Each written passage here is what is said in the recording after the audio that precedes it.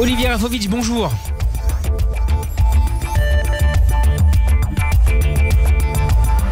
Olivier Rafovitch, est-ce que vous m'entendez ? Très bien, oui.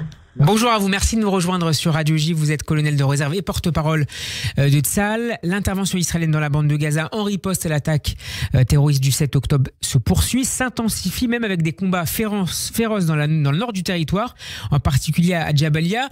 Plusieurs dizaines de terroristes ont été éliminés, 13 soldats ont malheureusement perdu la vie, notamment des soldats membres de la brigade Givati. Olivier Rafovitch, est-ce que vous pouvez nous décrire à nos auditeurs, dans les grandes lignes évidemment, la tactique militaire choisie par l'état-major pour en finir avec la menace du Hamas? D'abord, si vous me permettez, je trouve que votre définition de ce qui s'est passé le 7 octobre n'est pas bonne. Ce n'est pas une attaque du Hamas, c'est une réplique d'Israël. Il faut quand même remettre les choses à leur juste taille. Israël, le 7 octobre, a fait face au pire massacre dans notre histoire. Au pire massacre, 1400 morts, 5500 blessés, 240 kidnappés à l'heure où nous parlons sur le territoire gazaoui et plusieurs dizaines de disparus. Un massacre sans nom, d'une gravité et des atrocités jusqu'alors inconnues chez nous. Et le choc a fait que, après une déclaration de guerre du Hamas le même matin du 7 octobre, Israël est rentré en guerre. Donc c'est pas une attaque du Hamas et pas une riposte de Tsahal. Il faut être très clair par rapport à cela parce que nous sommes ici dans un climat et dans une situation qui est sans précédent avec ce que nous avons connu auparavant. Et l'État d'Israël est dans l'obligation aujourd'hui, et a décidé, au niveau du gouvernement, de frapper fort, de frapper le Hamas, le djihad islamique, de l'éliminer au niveau de sa force de frappe militaire, également du régime du Hamas dans la bande de Gaza, et de transformer radicalement la situation. Maintenant, si vous me permettez, avant de répondre à votre question, Steve, oui. Je voudrais, sur les ondes de Radio J, dire un peu ce qui se passe et faire un zoom out. En fait, nous sommes aujourd'hui dans une guerre face au Hamas, mais c'est l'Iran qui est derrière le Hamas. Et c'est l'Iran qui est également derrière les Houthis qui ont bombardé et attaqué Israël depuis le Yémen. Depuis le Yémen. Maintenant, le Yémen est un pays très pauvre, est un pays qu'on pourrait dire peu développé. Je dirais même sous-développé, okay, avec des gens là-bas qui sont dans un système tribal et sous une influence salafiste extrême. Donc comment se fait-il que ce pays-là soit capable de lancer des missiles de longue portée balistique vers Israël, sinon, s'il n'y a pas derrière cela une technologie iranienne et des armes iraniennes? Et donc c'est l'Iran qui est derrière les Houthis, c'est l'Iran qui est derrière le Hamas, c'est l'Iran qui est derrière le Hezbollah, et aujourd'hui, Israël se bat contre le Hamas dans la bande de Gaza, mais il est clair qu'il y a dans cette situation-là des dangers extrêmes et des volontés extrêmes provenant de l'Iran, et on l'a vu hier avec les Houthis qui d'ailleurs ont déclaré la guerre à Israël. Alors ce n'est pas le Yémen en tant que tel, c'est les Houthis. Justement, Olivier Rafovitch... Attendez, laissez-moi finir, s'il vous plaît. Mais ce sont les Houthis qui sont le bras armé de l'Iran. Et aujourd'hui, alors nous parlons, au-delà du parapluie aérien et anti-missiles israéliens grâce à des missiles Arrow qui ont été pour la première fois hier utilisés par l'armée israélienne. Il y a également une couverture de défense navale avec des navires de guerre en mer Rouge. Est-ce que vous diriez, Olivier Rafovitch, à l'instar de l'un des éditorialistes du Yediot Aharonot, Ron Ben-Ishai, que l'Iran a décidé aujourd'hui d'activer en priorité, évidemment à côté du Hamas, les Houthis plutôt que le Hezbollah pour le moment, contre Israël? Non, je ne sais pas du tout encore qui est activé ou pas. Nous avons été attaqués par le Hamas dans un massacre que j'ai donc rappelé le 7 octobre. Nous avons été hier bombardés, heureusement les missiles ont été interceptés par les Houthis du Yémen. Nous avons des combats tous les jours avec des attaques aux missiles anti-chars provenant de la frontière libanaise par le Hezbollah. D'ailleurs, le Hezbollah a perdu jusqu'à aujourd'hui à peu près 55 terroristes à la frontière nord. Donc, je ne sais pas qui a décidé de faire quoi pour l'instant. En tout cas, nous sommes prêts à tous les développements possibles à toutes nos frontières. Je reviens à ma première question. Est-ce que vous pouvez nous détailler un petit peu la tactique choisie par palier, par l'armée israélienne, par l'état-major politique et militaire israélien pour prendre en tenaille le nord de la bande de Gaza et les responsables terroristes du Hamas? D'abord, Israël a mobilisé pour cette guerre près d'1,5 million d'hommes, un petit peu moins, mais quand même un très grand nombre d'hommes et de femmes. Et actuellement, nous sommes passés depuis vendredi dans la deuxième phase. Alors, on a perdu la connexion avec Olivier Rafovitch qu'on va essayer de retrouver.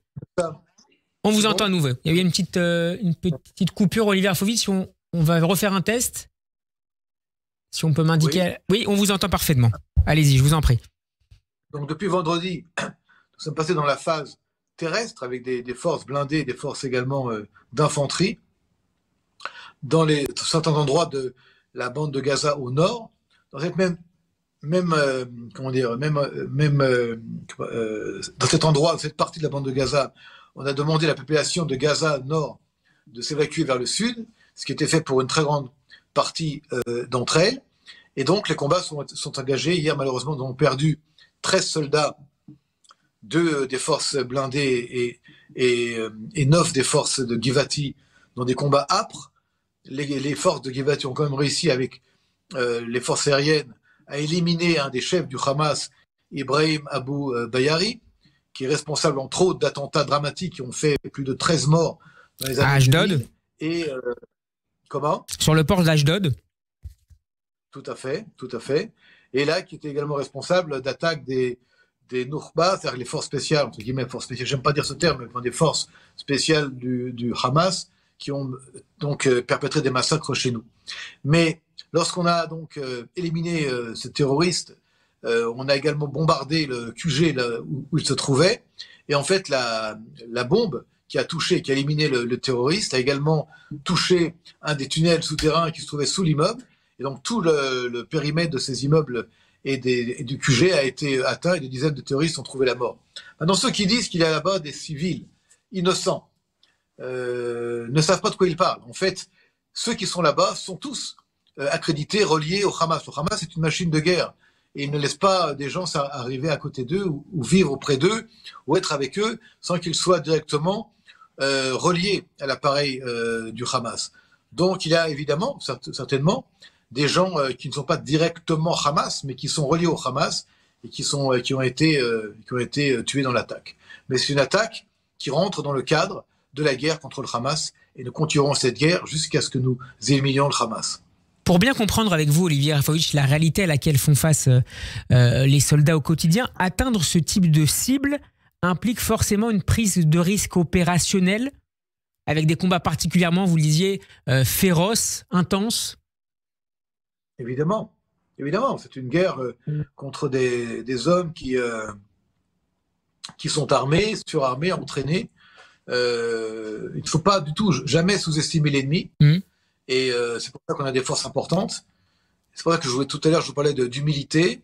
Et je vous parlais également du fait qu'il faut garder le sang-froid et avancer petit à petit, parce que l'ennemi a préparé des pièges, a préparé des coups, et donc il faut être dans cette guerre-là contre le terrorisme du Hamas et du djihad islamique, dans un contexte, je dirais, surtout de préparation à être face à des gens qui sont encore préparent des coups vicieux. C'est le terrorisme islamiste le plus parfait et qui utilise la population civile palestinienne, dont on parle tout le temps, comme bouclier humain. Là, je voudrais vous dire, encore une fois, que je dirais sur toutes les ondes, qu'elles soient de la communauté juive ou à l'échelle de la France, les morts civiles à Gaza sont le résultat de la politique du Hamas, qui veut qu'il y ait des civils qui soient tués. C'est eux qui le veulent. C'est pas nous. Nous, on n'a aucun intérêt à ce qu'il y ait des civils qui soient tués. Nous, notre intérêt, c'est que le Hamas disparaisse. Mais eux, pour ne pas disparaître, ou en tout cas pour compliquer la situation, vont mettre des hommes, des femmes, des enfants, vont attaquer d'écoles, de mosquées, de centres, entre guillemets, culturels, et bombarder, attaquer Israël, ensuite faire tout pour dire que ce sont que des cibles civiles, ce qui est faux. D'ailleurs, le droit de la guerre indique que si l'ennemi utilise un lieu qui est civil mais qui devient militaire, c'est une cible légitime. Les soldats de Tsahal qui avancent en direction de Gaza City avec ce credo lentement, fortement et avec certitude pour éliminer à la fois les infrastructures et les responsables du Hamas, en direction de Gaza City, où se trouvent les plus hauts responsables du Hamas, notamment, puisque vous parlez d'infrastructures civiles utilisées par les terroristes gazaouis, l'hôpital de Shifa. À quoi pourraient ressembler, Olivier Arfovitch, les affrontements qui auront lieu dans ce pôle de terroristes qu'est Gaza City? Je n'ai pas envie maintenant de parler de ce qui peut arriver ou ce qui va arriver. On n'est pas dans un film ni dans un documentaire, on est dans la réalité. Oui, justement, c'est pour essayer de comprendre la difficulté des combats. Pourquoi ça pourrait être encore plus compliqué que ce qui s'est passé, par exemple, hier et aujourd'hui à Jabalia, pour qu'on comprenne bien la situation à distance. Non, je comprends votre question. Vous savez, je crois comprendre les questions, mais je vais aussi vous répondre de la même manière. On ne va pas maintenant élaborer et donner des éléments sur comment et pourquoi, de quelle manière. C'est une guerre contre le terrorisme islamiste. Ils sont surarmés, ils sont préparés, ils sont entraînés, nous aussi. Et c'est une guerre qui est une guerre âpre. Il va falloir plusieurs semaines, peut-être plusieurs mois, pour mettre fin à ce régime du Hamas, d'abord dans la région nord, puis ensuite dans la région sud. Parce que c'est une guerre qui nous oblige à mettre beaucoup de force et à avoir beaucoup d'éléments et beaucoup de ressources contre le Hamas, qui, encore une fois, complique la situation avec le kidnapping de 240 Israéliens, avec l'élément humanitaire qu'il crée, qu'il produit lui-même pour justement compliquer la situation. Donc il y a pas mal de variables dans lesquelles nous devons faire avec pour finir cette mission qui est une mission pour nous vitale, existentielle. Israël doit et va détruire et éliminer le Hamas. Le 7 octobre, ils ont perpétré un massacre terrifiant, mais ils ont également, le 7 octobre, produit que nous avons pris la décision de détruire le Hamas pour toujours. Merci beaucoup Olivier Arfovitch d'avoir été avec nous. Je rappelle que vous êtes le porte-parole de Tzahal. On peut vous réécouter en podcast sur radioj.fr et en vidéo sur notre page YouTube. Be'atzlacha, merci à vous.